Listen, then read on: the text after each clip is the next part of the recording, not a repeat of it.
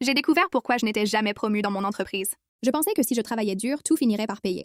Pendant 4 ans, j'ai été l'une des meilleures employées de mon entreprise. Je faisais des heures supplémentaires. Je terminais les projets avant les délais. Mes responsables me félicitaient régulièrement. À chaque entretien annuel, on me répétait la même chose. Continue comme ça, ton avenir ici est prometteur.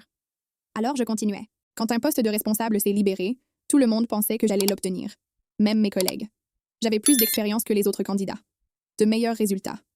Et pourtant, le poste a été donné à quelqu'un qui venait d'arriver depuis quelques mois.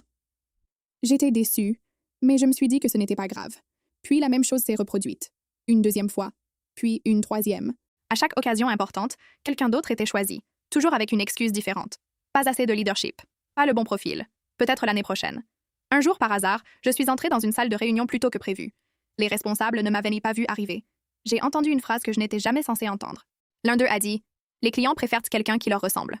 Puis un autre a répondu « Oui, ce sera plus simple pour l'image de l'entreprise ». Mon nom a été mentionné juste après. Je suis restée figée.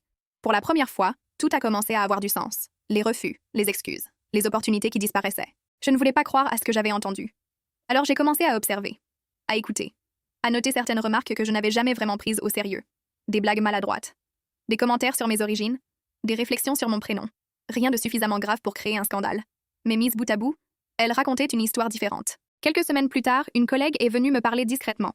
Elle m'a confié qu'elle avait entendu des discussions similaires à mon sujet, et qu'elle trouvait injuste la façon dont j'étais traitée.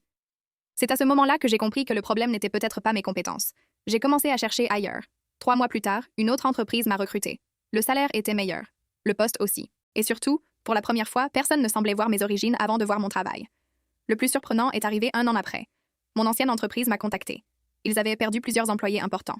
Et ils voulaient me faire revenir, avec le poste qu'ils avaient refusé de me donner pendant des années. J'ai simplement refusé.